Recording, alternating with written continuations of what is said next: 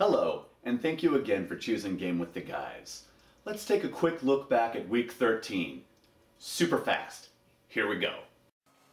It turns out that Andre Johnson's little scrap with Cortland Finnegan ended up not to get him suspended, and he was able to play in Thursday night's game, where he caught passes for 149 yards and even a touchdown. But this wasn't enough to overthrow the mighty Michael Vick, as he went nuts again, throwing for 2 touchdown passes and even running one in for one more, as the Eagles topped the Texans 34-24. Don't look now, but the Saints have won 5 straight in their Sunday's matchup, winning 34-30 over the Bengals. The Saints were down 27-30 with 34 ticks left on the clock. They had the ball 4th and 2 on the 7-yard line.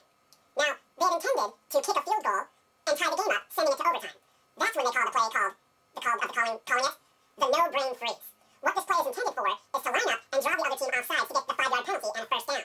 Now, most teams know that you're going to do this. The Bengals probably did too. The thing was that they still fucking fell for it. The no-brain freeze worked. Sims was drawn offside, freaking the fuck out, giving the Saints first and goal on the 3-yard line when Drew Brees threw a 3-yard pass to Marquise Colston, winning the game. After a questionable call against Ndamukong Suh, Jay Cutler threw the go-ahead touchdown pass to tight end Brandon Maliuna. Yes, Bears win the game 24-20 over the Lions. Now this drops the Lions into a 19-game losing streak against divisional opponents. Pathetic. And if you didn't know, that's another NFL record that the Lions have set on losing games. They're number 1 in that category at least. Last week on Monday night, Frank Gore fractured his hip, and the 49ers certainly could have used him this week as they went up against the Green Bay Packers. But they lost. Green Bay wins it 34-16. Donald Driver woke up that morning with a terrible case of food poisoning. Now he blames it on bad chicken wings. I think it was bad booze. But that didn't stop him from getting a crucial 61-yard catch-and-run touchdown to tackle those 49ers that fucking suck. Fuck you, Niners. Maurice Jones-Drew led the Jaguars to a 17-6 victory over the Titans as he rushed for 186 yards and this season's second-best rushing game. Only losing out to Arian Foster's 231. But this gives Maurice Jones-Drew 5 straight games with 100-plus rushing yards. That's pretty fucking awesome. Guess what? The Jaguars stand alone in first place in the AFC South. Who knew? Where you at, Colts? Kansas City was out for revenge, and they got it? They beat Denver 10-6 in a very defensive-oriented game. Now, if you like the high-scoring shootout that happened last time, 49-29, then this was definitely a letdown. But hey, Kansas City finally got their win, and to show there was no hard feelings, Todd Haley and Josh McDaniels even hugged in a loving embrace after the game. Heartwarming. Quick! How many games have the Browns won this season? If you guessed 5, you're right. That's how many they won all of last season, with 4 more games to play. Cleveland picks off the victory 13-10 over the Miami Dolphins. The Dolphins now fall to 1-5 at home, but 5-1 on the road. That's crazy! Maybe they should opt out of playing home games and just become a road-only team. Fuck, they'd be 10-2 right now. Shit, man! Leslie Frazier gets his second win as Vikings head coach and a 38-14 victory over the Buffalo Bills. Brett Favre only had 1 pass attempt, which went for an interception. He got hurt on his first drive, fucking up this shoulder. He's right-handed.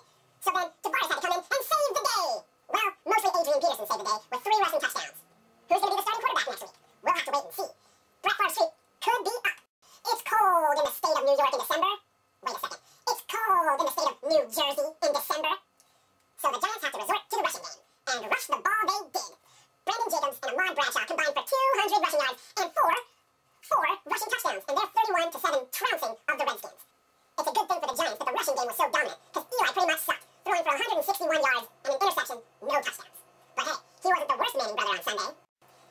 Big brother Peyton leads the Colts to their 3rd straight loss as they fall to the Cowboys 38-35 in overtime. Are you seeing a trend in these losses like I am? It's Peyton Manning who's thrown for a bajillion interceptions. Well, actually 11 interceptions in those 3 games, to be exact. But he still managed to throw for 365 yards and 2 touchdowns. He's still Peyton Manning after all. The Raiders topped the Chargers 28-13, placing both teams in an even 500, 6-6 for the season. Will the Chargers' reign of domination over the AFC West finally come to an end after 4 years of winning the division? I'm going to hold my judgment as SD plays KC and W. I mean next week. The Cardinals have beaten the Rams 8 straight times, so they were sure to get the win on Sunday, right? Wrong. The Cardinals were on a 6-game losing streak of their own, which gets bumped to 7 since the Rams defeated the Cardinals 19-6. My Cardinals suck. Moving on. The Marshawn Lynch trade finally paid off for Seattle, as his 3 rushing touchdowns rolled the Carolina Panthers in a 31-14 victory. That drops Carolina to 1-11 on the season. Can you say first overall pick? I knew you could. Matty Ice does it again, leading his Falcons to a 6th straight victory and a 4th quarter come-from-behind win over the Bucs, 28-24.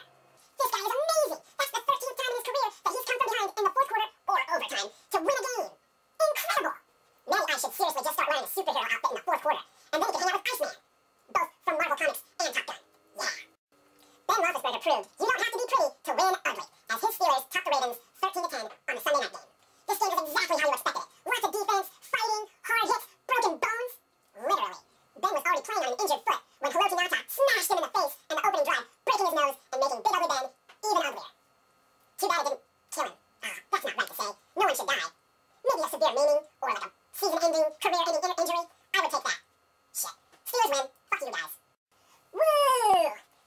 That was a look back at Week 13. Hope you're enjoying the game. Thanks for choosing Game with the Guys. See ya for the second half. Dude.